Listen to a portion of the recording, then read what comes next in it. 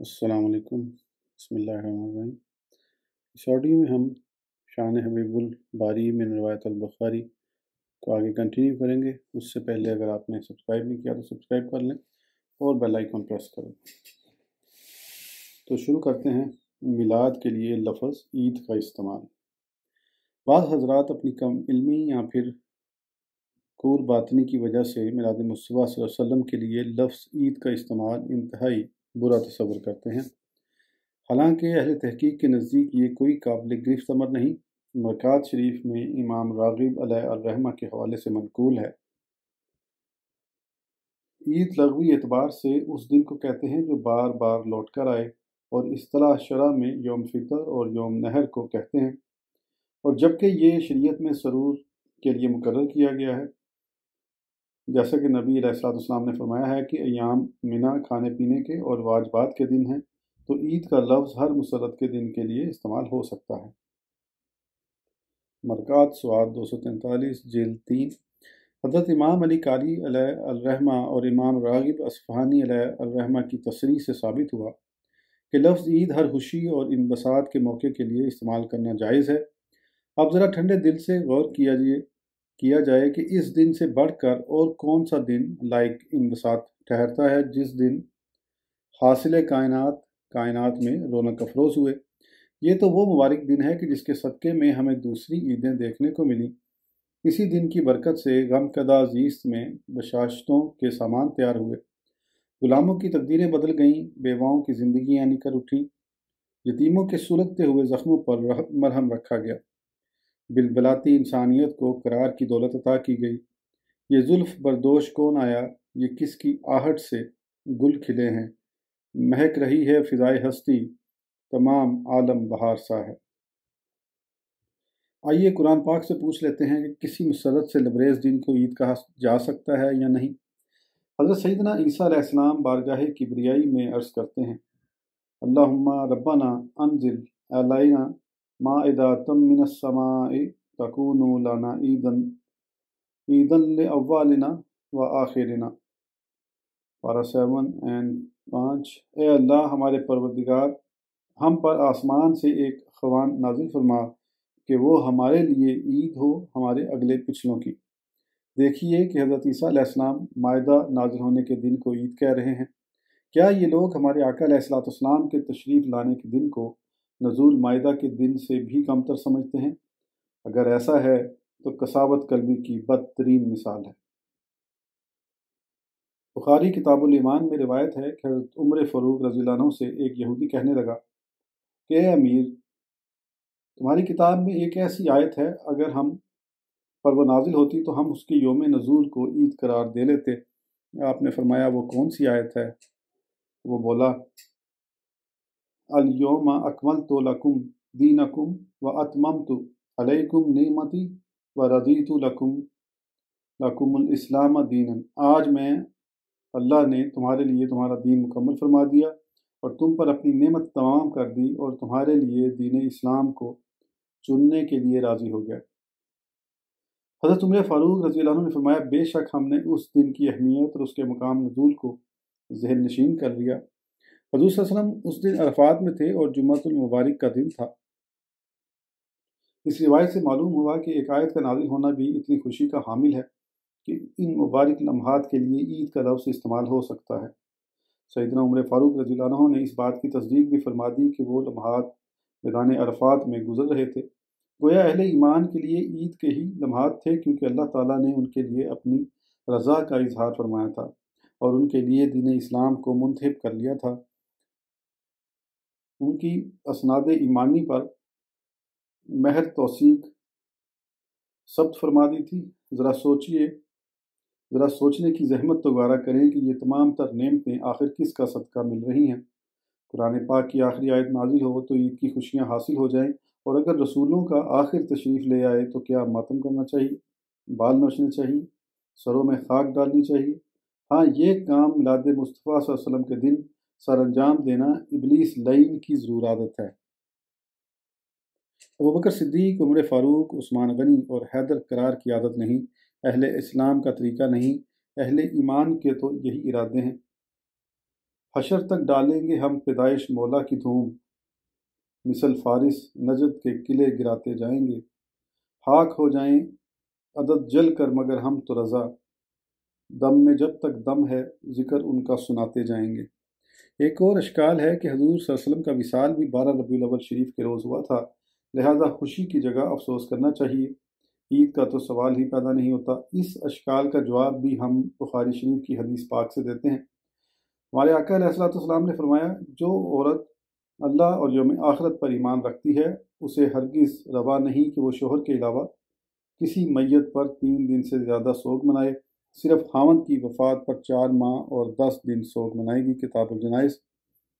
ایک اور حدیث وارد ہے کہ سیدہ زینب بنت حجش رضی اللہ عنہا کا برادر مکرم فوت ہو گیا۔ انہوں نے 3 روز کے بعد خوشبو منگوا کر لگائی اور فرمایا کہ مجھے خوشبو کی چندہ ضرورت نہیں، مگر میں نے رسول پاک صلی اللہ علیہ وسلم کو منبر پر فرماتے ہوئے سنا ہے، جو عورت اللہ اور یوم آخرت پر ایمان رکھتی ہے اسے ہرگز روا نہیں کہ وہ شوہر کے علاوہ کسی میت پر 3 دن سے زیادہ سوگ منائے، کتاب الجنائز۔ ایک اور حدیث پاک ہے کہ آپ ایک عورت کے ہاں سے گزرے جو قبر کے پاس بیٹھی رو رہی تھی۔ آپ نے فرمایا، اتق اللہ وصبر اللہ وصبری، اللہ سے ڈر اور صبر کر، کتاب الجنائز۔ ان ارشادات سے ثابت ہوا کہ 3 دن سے زیادہ سوگ منانا قانون اسلام کے خلاف ہے۔ پھر ہمارے آقا صلی اللہ علیہ وسلم نے تو آن کی آن ہی موت کا مزہ چکھا۔ آپ صلی اللہ علیہ وسلم ذائقہ موت چکھ کر حسب سابق زندہ جاوید ہیں، گویا حضور کی حیات آپ کے وصال پر غالب ہے، تو پھر ہم سوگ کیوں منائیں؟ حضور صلی اللہ علیہ وسلم کی ولادت پاک اور وصال پاک دونوں رحمت ہیں، جیسا کہ حدیث سے ثابت ہے، حیاتی خیر لکم و مماتی خیر لکم، میری حیات ظاہری اور میری وفات دونوں تمہارے لیے خیر کا باعث ہیں۔ آپ آج بھی اپنی امت کے نگہبان اور شاہد ہیں، آج بھی بے کسوں اور غلاموں کو نوازتے ہیں، پھر ہم افسوس کیوں کریں؟ وہ اب بھی درد ہجر اور آتش فراق میں چلنے والوں کو رخ زیبا دکھاتے ہیں اور ان کو اپنے وصال سے مشرف کرتے ہیں، پھر ہم غمگین کیوں ہوں؟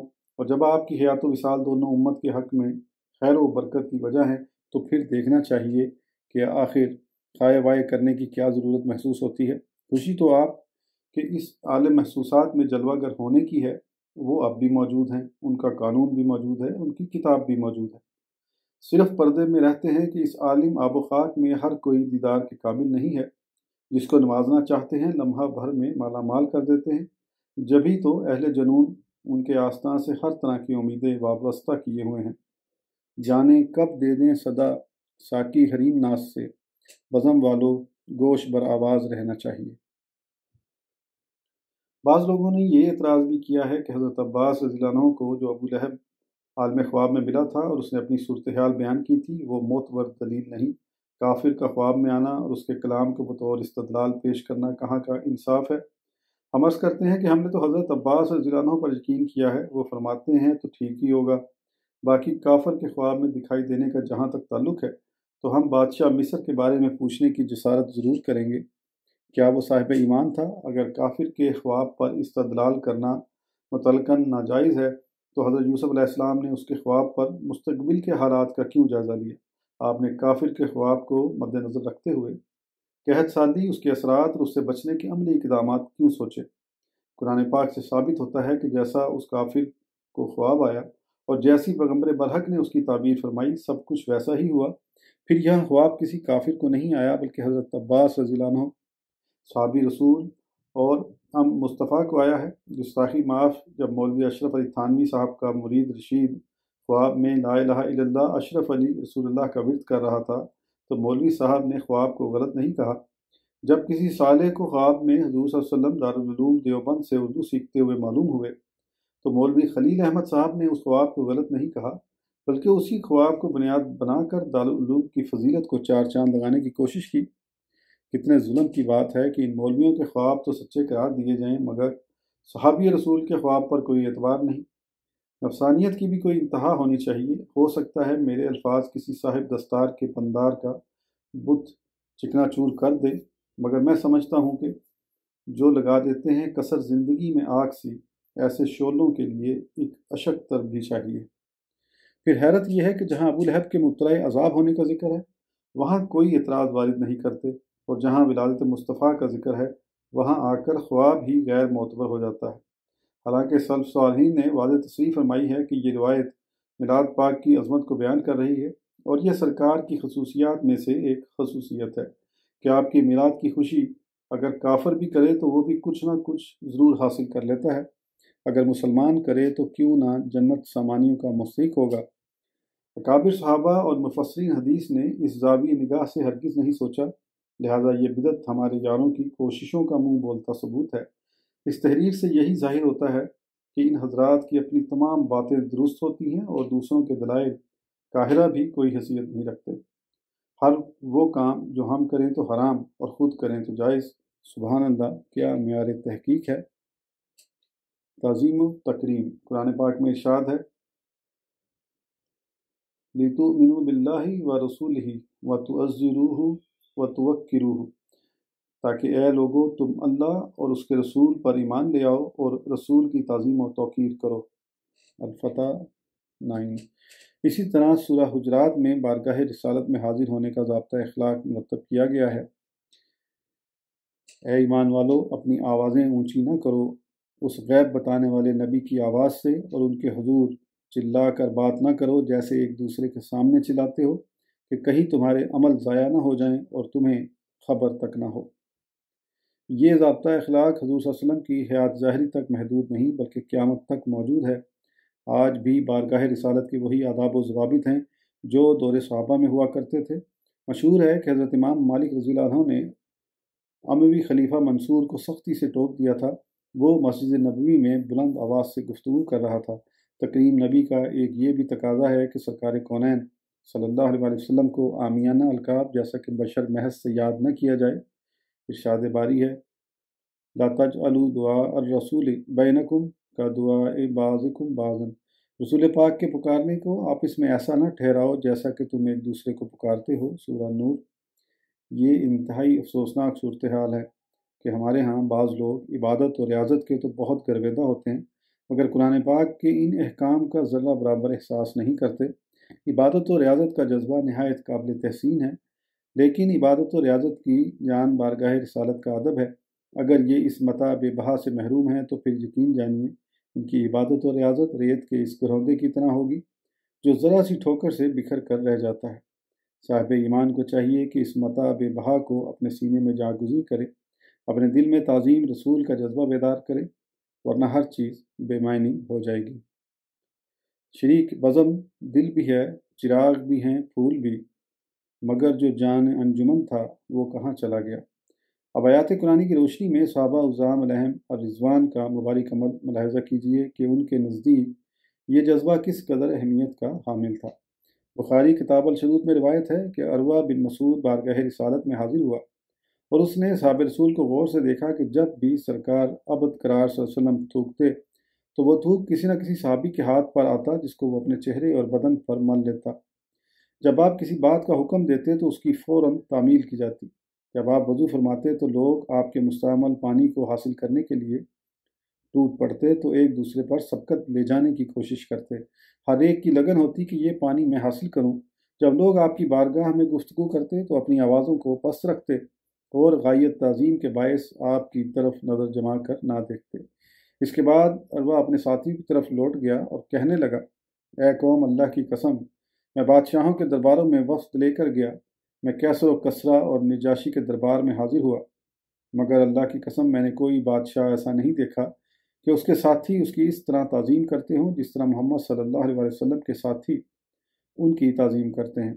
خدا کی قسم، جب وہ تھوکتے ہیں تو ان کا لعاب دہن کسی نہ کسی صحابی کی ہتھیلی پر ہی گرتا ہے جسے وہ اپنے چہرے اور بدن پر مل لیتا ہے۔ جب وہ حکم دیتے ہیں تو فوراً تعمیل ہوتی ہے۔ جب وضو کرتے ہیں تو یوں محسوس ہونے لگتا ہے کہ لوگ وضو کا مستعمل پانی حاصل کرنے کے لیے ایک دوسرے سے لڑنے مرنے پر آمادہ ہو جائیں گے۔ وہ لوگ ان کی بارگاہ میں اپنی آوازوں کو پست رکھتے ہیں اور تعظیم کے باعث اپنی آنکھیں نیچی رکھتے ہیں۔ ہم اس مقام پر عقل عیار کے بند دروازے پر دستک دے کر پوچھتے ہیں کہ بطاری کم وقت، کوئی بڑے بھائی کی اس طرح تعظیم کرتا ہے؟ دنیا کا کوئی مولوی اس مقام پر شرک کا فتویٰ صادر کر کے تو دیکھے۔ ہم انشراح صدر کے ساتھ کہتے ہیں کہ اس حرمہ نصیب کے اپنے بچے کچے ایمان کا جنازہ نکل جائے گا۔ آخر یہ کون سی مقدس ہستیاں ہیں جو محبوب خدا ताजदार दारैन सल्लल्लाहु अलैहि वसल्लम के हुजूर इस कदर न्याज़मंदी का मुजाहरा कर रही हैं। ये वही मुक़द्दस हस्तियाँ हैं जिनके हर कौल व फ़ेल को कुरान ने हर मुसलमान के लिए अव्वलीन मेयार करार दिया है और जिनको अपने दायमी रज़ामंदी का मज़द्दा जाँ-फ़ज़ा सुनाया है। यकीनन उन पर कोई मौलवी फ़तवा सादिर नहीं कर सकता। अगर उन पर कोई मौलवी फ़तवा नहीं लगा सकता तो उनके नक्श कदम पे चलने वालों के बारे में भी शर्म का दामन नहीं छोड़ना चाहिए। और रिवायत से साबित होता है कि सहाबा किराम सरकार सल्लल्लाहु अलैहि वसल्लम के साथ मंसूब हर चीज़ का एहतराम करना जुज़ वो ईमान समझते थे। वो लाब दहन हो या वज़ू का पानी उनके करीब दुनिया जहान की दौलतों से ज़्यादा महबूब था, इसलिए कि वो उनके महबूब के साथ निस्बत रखता था। मुँह मुबारक की कदर व कीमत। हज़रत इब्न सरीन रज़ियल्लाहु अन्हु फरमाते हैं कि मैंने उबैदा रज़ियल्लाहु अन्हु से कहा कि हमारे पास रसूल सल्लल्लाहु अलैहि वसल्लम के कुछ मुँह मुबारक हैं, हमने उन्हें हज़रत अनस रज़ियल्लाहु अन्हु या उनके अहले खाना से हासिल किया है। उबैदा रज़ियल्लाहु अन्हु ने फरमाया, अगर उन बालों में से मुझे एक बाल भी मिल जाए अहब्बु इलैया मिनद दुनिया व मा फ़ीहा, तो वो बाल मुझे दुनिया व मा फ़ीहा से ज़्यादा अजीज़ होगा। हज़रत अनस रज़ियल्लाहु अन्हु फरमाते हैं कि सरकार मदीना सल्लल्लाहु अलैहि वसल्लम ने अपना सर अनवर मुंडवाया तो हज़रत अबू तलहा रज़ियल्लाहु अन्हु ने आपके बाल महफूज कर लिए। बुखारी किताब अल वज़ू जिल्द अव्वल। हज़रत अनस रज़ियल्लाहु अन्हु फरमाते हैं कि हुज़ूर सल्लल्लाहु अलैहि वसल्लम जमरा उकबा में कंकरियाँ फेंक कर अपने मकान पर तशरीफ़ लाए। फिर आपने हज्जाम को बुलाया और सर मुबारक के दाहिनी तरफ के बाल मुंडवाए और अबू तलहा रज़ियल्लाहु अन्हु को बुलाकर अता फरमाए। फिर हुज़ूर ने बाएं तरफ के बाल मुंडवाए और अबू तलहा रज़ियल्लाहु अन्हु को बुलाकर अता फरमाए। बाद अज़ां इरशाद फरमाया, ये तमाम बाल लोगों में तकसीम कर दो। बुखारी, मुस्लिम, मशकात, सीरत रसूल अरबी, सवाद 487। इसी तरह मुस्लिम शरीफ में है कि हुज़ूर सल्लल्लाहु अलैहि वसल्लम बाल मुनवा रहे थे। सहाबा के नाम आपके गिर्द हल्का बांध कर खड़े थे। ये सब चाहते थे कि आपका जो बाल मुबारक गिरे वो किसी न किसी के हाथ में हो। मुअज़्ज़ज़ क़ारीन, फैसला आपके हाथ में है। ज़रा गौर कीजिए कि सहाबा किराम रज़ियल्लाहु अन्हुम का इस तरह ताज़ीम व तकरीम से पेश आना शिर्क व कुफ्र की निशानी है या ईमान व ईकान की। फिर अहद सहाबा से लेकर आज तक अहले ईमान हुज़ूर सल्लल्लाहु अलैहि वसल्लम और आपके आसार शरीफा से इस वालिहाना इश्क का इजहार करते चले आ रहे हैं। क्या ये सब दायरे इस्लाम से खारिज हैं और सब तौहीद के नाजुक फूलों को पामाल करते रहते हैं? अलयाज़ बिल्लाह ताला। दर हकीकत बात यह है कि जिस आँख में बेपनाह खुशकियों और वीरानियों ने डेरे जमा रखे हों, वो आँख हर चश्मे तर को ताज्जुब से देखती है। जिसने कूचा इश्क की सैर ही ना की हो, वो वहाँ की जलवत तराजियों को क्या जान सके। या सादा से अल्फाज में यूँ भी कह सकते हैं, अंधा क्या जाने बसंत की बहार। आशिक न शुदी मेहनत उल्फत न कशीदी, कसपेश तो गम नामा हिजरा चैक शायद। लाब दहन का एहतराम। किताबुल वज़ू में एक बाब बांधा गया है, कपड़े पर थूक लेना का बयान। इसके तहत इमाम ने हज़रत उर्वा बिन मसूद रज़ियल्लाहु अन्हु से रिवायत नकल फरमाई है, जब भी रसूलुल्लाह सल्लल्लाहु अलैहि वसल्लम ने थूका, उसे लोगों में से किसी न किसी ने अपने हाथ पर ले लिया और उसे मुंह और जिस्म पर मल लिया। बुखारी जिल्द 1। आज की ऑडियो के लिए इतना ही। फिर इंशाल्लाह अगली ऑडियो में आगे कंटिन्यू करेंगे। उस वक्त तक इजाज़त दीजिए। सब्सक्राइब करना ना भूलें। अल्लाह हाफिज़।